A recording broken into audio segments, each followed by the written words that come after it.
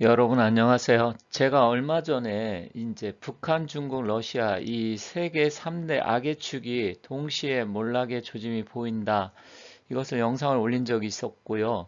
그리고 며칠 전에는 또 국군의 날 행사에서 현무 5를 이제 공개를 최초로 했습니다. 그래서 그게 지금 주변 국가가 난리가 났는데 특히 제가 이 영상을 올릴 때 여기 가운데 김정은을 의시해서 푸틴 그리고 시진핑 그리고 또 김정은이가 이 군부대 시찰에서 사격하는 장면 이런 것까지 제가 말씀드리면서 몰락의 조짐이 보인다 이렇게 말씀드렸었죠. 그런데 사실 이 영상 올릴 때는 현무5가 공개하기 전이었는데 이번에 현무5 공개를 한 것을 보고 이 악의 축 세 나라가 특히 우리나라 중심으로 해서 이 세 나라가 지금 난리가 났습니다.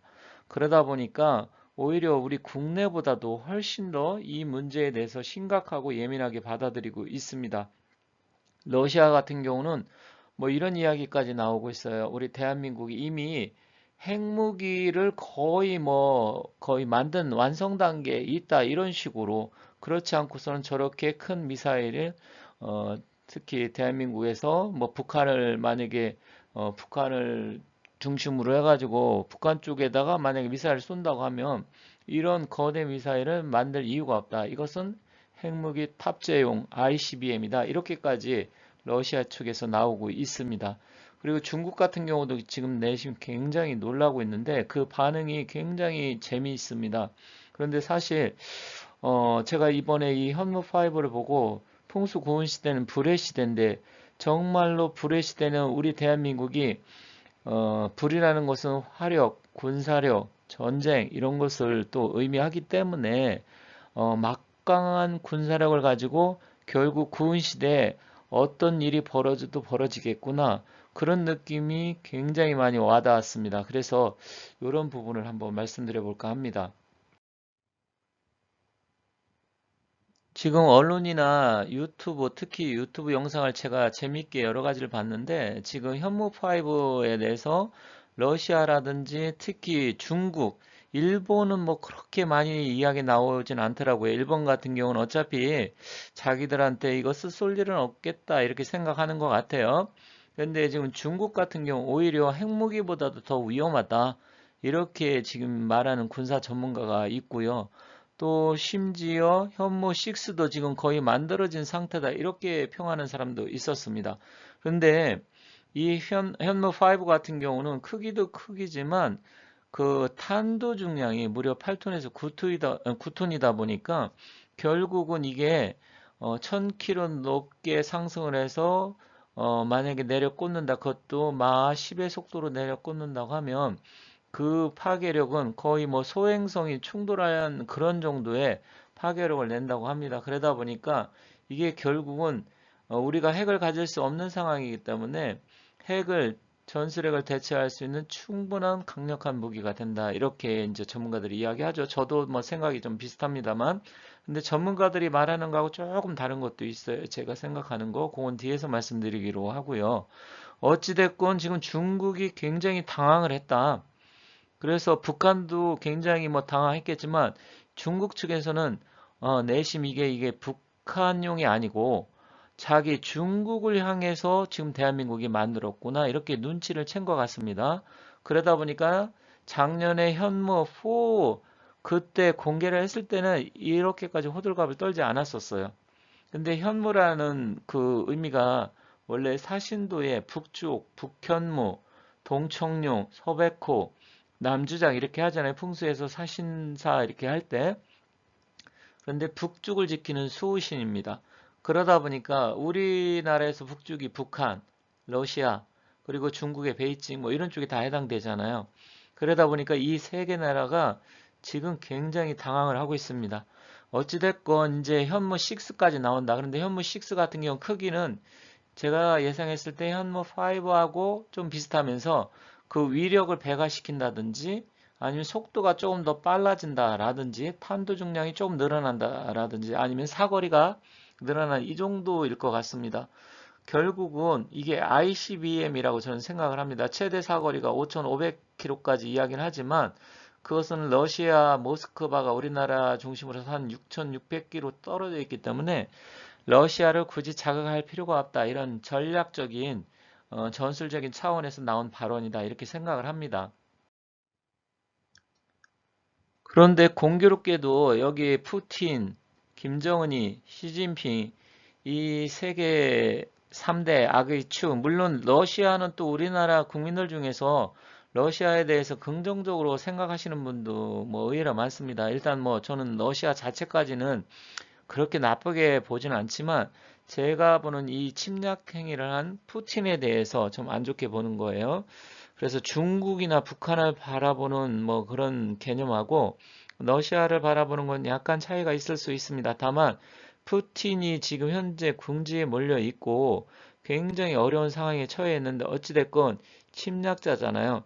그래서 결국 이 세 사람이 몰락의 신호가 다가오고 있는데 결국 현무5를 이번에 국군의 날 행사에 공개를 함으로써 이 셋이 지금 똥줄에 탔다. 그렇게 보여집니다. 그만큼 위력이 막강하다. 그렇다고 하면 앞으로 구은 시기에는 무슨 일이 발생해도 발생할 것인데 이 세 사람이 거의 다 동시에 몰락하는 게 저는 길어야 뭐 한 5년 정도, 5년 내로 거의 다 몰락한다 이렇게 보고 있습니다. 그렇기 때문에 우리나라에게도 상당한 영향을 미치겠죠. 한반도에.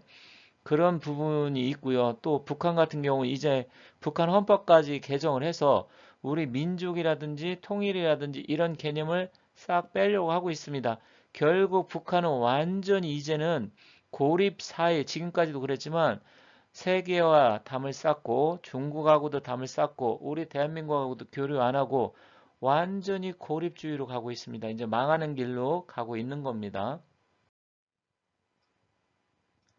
그런데 미국의 소리인 VOA에서는 전문가들이 이제 현무5가 북지하 시설 파괴는 효과적이지만 전술에겐 크게 못 미친다 이렇게 이야기했는데 저는 좀 다르게 생각을 합니다. 왜 그러냐면 이게 지금 탄도 중량이 실제는 8톤에서 9톤인데 위력은 거의 12톤에서 13톤의 위력이 나온다고 합니다.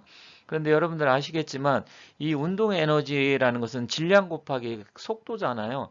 그렇다고 하면 이게 만약에 마 10의 속도라고 하면 시속 1200km가 넘습니다. 어마어마한 속도인데 뭐 북한 같은 경우는 뭐 300km밖에 안 되니까 불과 뭐 몇 분, 1, 2분, 뭐 2, 3분 안으로 도달하겠죠. 뭐 베이징 같은 경우도 실제로는 몇 분 안 걸립니다. 그러다 보니까 실질적으로 이걸 만약에 쏘게 된다고 하면 막을 수가 없어요. 그런데 벙커버스트 그거로만 쓸 게 아닙니다. 이게 예를 들어서 우리 한반도는 화강암으로 거의 이루어져 있기 때문에 지반이 굉장히 단단하죠. 그래서 북한에서 땅굴 같은 게 파고 또 지하 안반으로 뭐 50m, 100m 들어가면 이게 효과가 그다지 없지 않나 이렇게 생각하는데 이게 또 다른 게 있습니다. 그 내용까지는 이게 확인된 건 아니지만 지금 미국에서 우리나라 해구산을 한다 했고 또 사실은 미국에서 전술 핵무기죠. 전술 핵무기를 한반도에 재배치하자. 이것도 지금 법으로 지금 추진하고 있지 않습니까? 그렇게 된다고 하면 여기다가 아마 암암리에 핵탄도를 탑재할 수도 있어요. 그렇기 때문에 그 앞일은 모르는 겁니다. 그리고 사실은 어떤 자리에 이거 하나를 투하를 하잖아요. 그러면 그 주변은 수키로가 쑥대밭이 되어 있을 텐데 만약에 이 지하까지 해서 만약에 100m 정도 내지 200m밖에 만약에 효과를 못 낸다. 그러면 그 수키로 쑥대밭에다 다시 한 발을 꽂는 겁니다. 그럼 이미 지반이 약해져 있기 때문에 지반이 약해져 있는 상태에서 또 두세 발을 연달아 맞게 되잖아요. 그러면 완전히 지진파가 발생을 해서 모든 건물이 무너지게 돼요. 핵탄두 이상의 효과를 발휘할 수가 있습니다.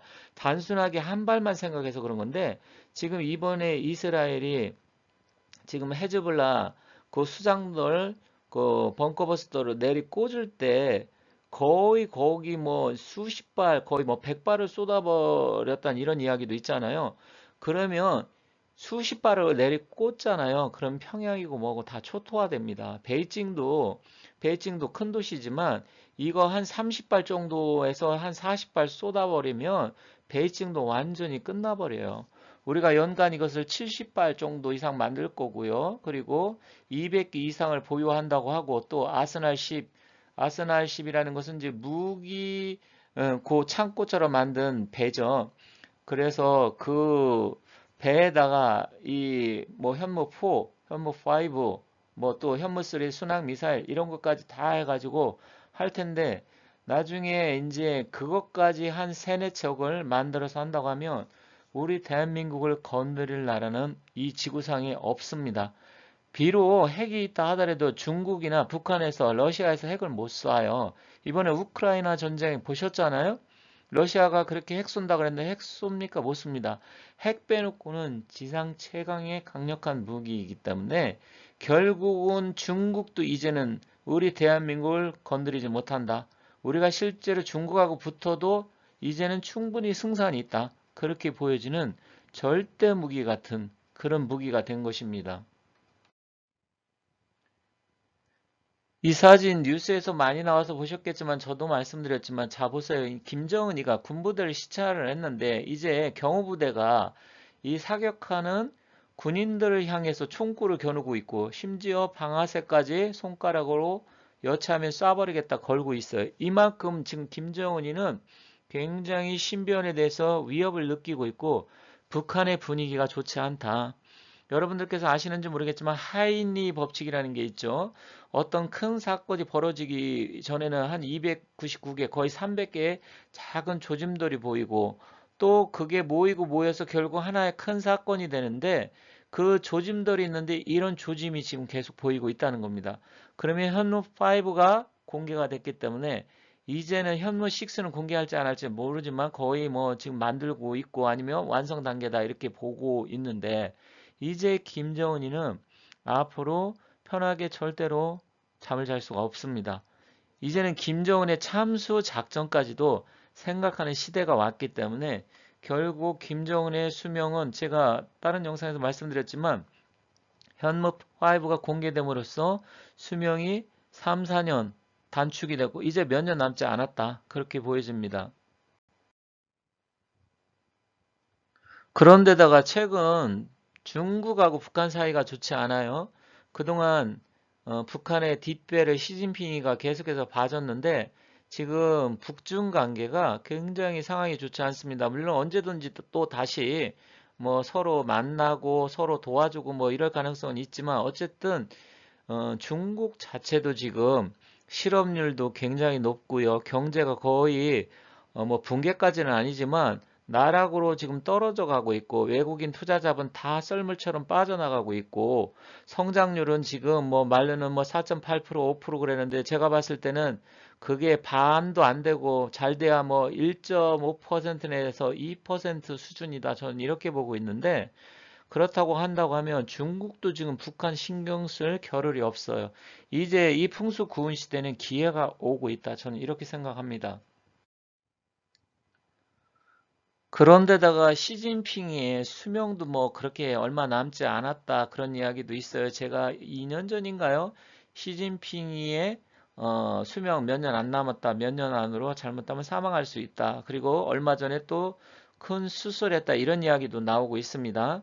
그래서 제가 봤을 때는 이 과거의 철판도나 추배도 이런 예언서에서도 중국이 멸망을 하고 시진핑이 사망을 한다. 이런 예언이 있는데 제가 시진핑의 사주를 놓고 봤을 때도 그렇게 뭐 오랜 장수하고 그럴 사주는 아닙니다.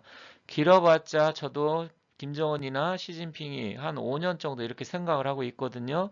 그렇기 때문에 머지않아 이 동북아, 중국, 북한의 급변 사태 충분히 발생할 수 있고요. 실제로 우리는 거기에 대비를 해야 된다 이렇게 생각하고 있습니다. 그런데다가 전에 중국이 우리 이제 북한을 점령을 해서 각 나라가 분할 통치하는 것을 제안을 한 적이 있잖아요. 그래서 난리가 난 적이 있었는데 중국은 호시탐탐 북한을 노리고 있습니다. 그래서 자기들 만리장성을 뭐 위키피디아 백과사전인가요? 거기에 만리장성을 평양 외곽까지 연결을 시켜놨어요.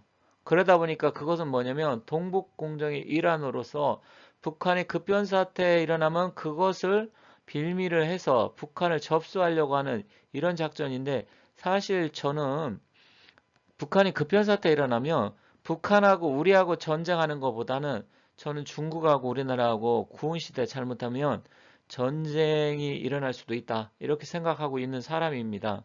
그래서 제가 언젠가 전에 다른 영상에서 언급을 했는데, 만약에 전쟁이 일어난다고 하면 우리 중국하고, 우리 중국이 아니고 우리나라하고 중국하고 중공이죠, 해서 한판, 옛날에 뭐 수나라 당나라 시대 고구려하고 한판 붙었고, 고구려 때 거란하고 또 한판 붙었고, 그 다음에 또 원나라, 물론 뭐 중국의 한족은 아니지만 여러 가지 문제가 있었잖아요. 그럼 결국 역사적으로 보면 중국을 지배한 그 민족들하고 우리나라하고는 전쟁을 여러 번 했습니다.